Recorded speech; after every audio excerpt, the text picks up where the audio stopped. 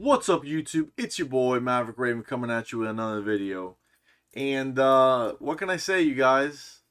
The United States warned Israel not to go into Rafah, even though Joe Biden doesn't know what the hell he's talking about, and he misspoke, about the Rafah assault, and instead of saying Rafah, he said that city in Israel.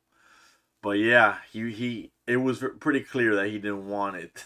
He didn't want Israel to go into Rafah, and they did. That's amongst the fact that Hamas was saying that they would be open to peace talks and all this blah blah whatever. Personally, I don't care about Hamas. They're a bunch of pigs. They're a bunch of dogs. They're a bunch of animals. They're a bunch of lousy dogs. And from what I'm hearing now, Biden is bowing to the far left, man. But as the story says from the Wall Street Journal, U.S. Israel rift widens over the Rafah assault.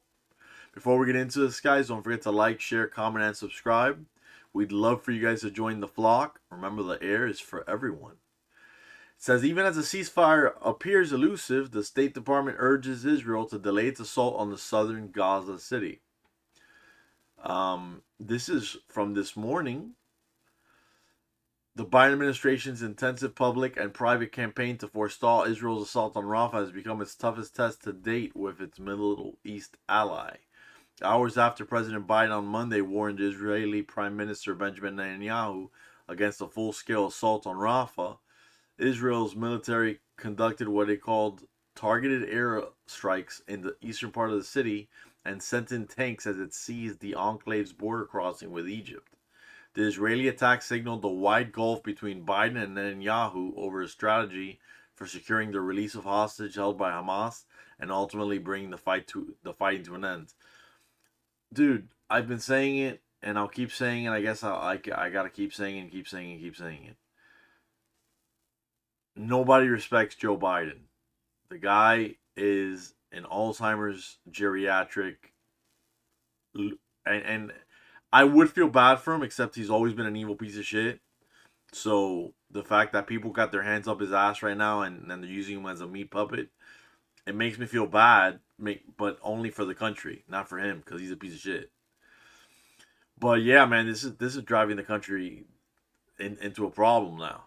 So far, the White House has neither achieved a ceasefire between Hamas and Israel nor persuaded Netanyahu to defer the Rafah offensive. Hamas said Monday that it had accepted a temporary ceasefire. The U.S. said it was reviewing the Hamas response while Israel complained the group had introduced new conditions. Hamas's claim to have accepted the ceasefire appeared more like a counteroffer, one aimed at putting the onus for impeding the pause on Israel. And Israel's attack in Rafah likewise might have been a negotiating tactic, intended at least in part at driving home to Hamas the cost of not reaching a deal to release hostages. Yeah, that's a good point. That's plausible. Since his wartime trip to Israel following Hamas's October 7th surprise attack, Biden has emerged as one of the country's strongest supporters. Billions of dollars in American weaponry have flowed to Israel, and the U.S. has repeatedly defended Israel's right to defend itself, a bear hug strategy that U.S. officials hoped would enable Washington to work behind the scenes to influence Israeli leaders' calculations. For the past several weeks, the Biden administration has progressively stepped up pressure on Israel and Hamas to try to secure a 6-week ceasefire, which if U.S. officials hope they might find a way to extend through further diplomacy. A pause, U.S. officials say, is needed to secure the release of hostages, including American citizens, and provide an opportunity for diplomatic efforts to encourage the normalization of relations between Saudi Arabia and Israel. Now, I would just take a moment to say that this would never have happened under Trump. Just saying, I am going to be that guy. Just saying, this would not have happened under Trump. If we're able to get the deal, get the ceasefire, get the hostages out, we'll look for ways to build on that and have something that's sustainable over time, Secretary of State Antony Blinken said Wednesday, following a meeting earlier in the day in Jerusalem with Netanyahu. Netanyahu, in contrast, has emphasized the imperative of taking the fight to the 4 Hamas battalions and the group's leadership that are ensconced in Rafah, even if that operation needs to await the conclusion of a yet-to-be-negotiated ceasefire.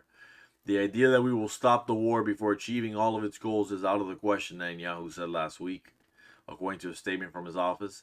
He added that Israel would go into Rafah to destroy the Hamas battalions there with or without a deal. See, so Netanyahu's ready. He's ready to go to the mattresses, baby. He's ready.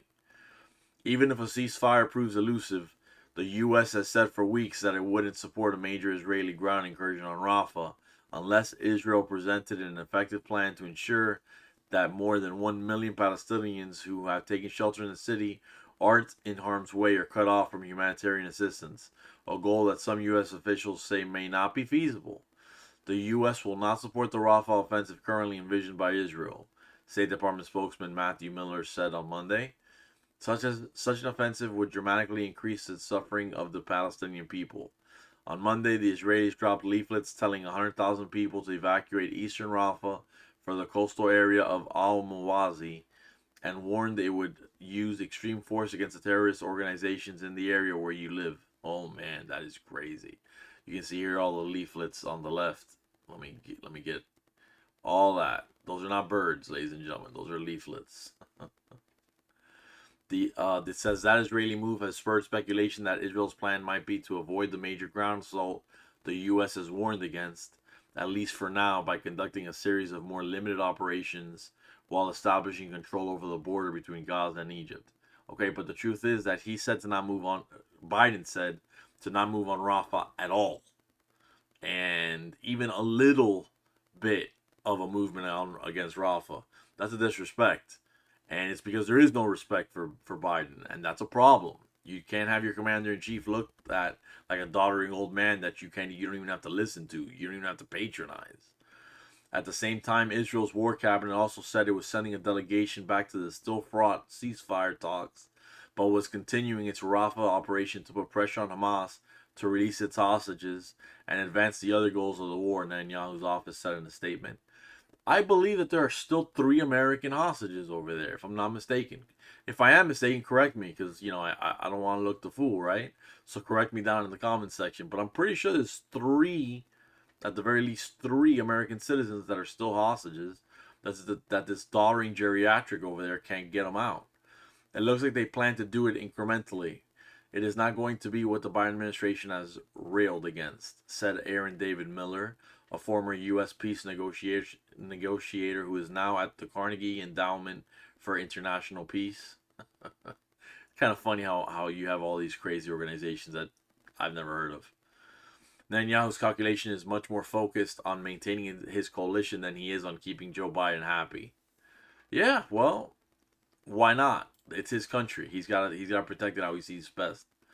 Netanyahu's popularity is beginning to recover after it plunged following Israel's worst ever security failure on October 7th, when lapses around Hamas to attack southern Israel and kill 1,200 people. But his survival as prime minister depends on keeping his narrow parliamentary majority intact and on not alienating far-right members of his government who oppose halting the war until Hamas's last bastion in Rafah is taken. Damn, so they want, these people crushed. In Biden's 30-minute call Monday with Netanyahu, the president discussed negotiations for a ceasefire and hostage deal. The White House said Israel agreed to reopen the Kerem Shalom border crossing that is used to funnel aid to Gaza, which was closed after a Hamas rocket attack killed 4 Israeli soldiers in the area on Sunday.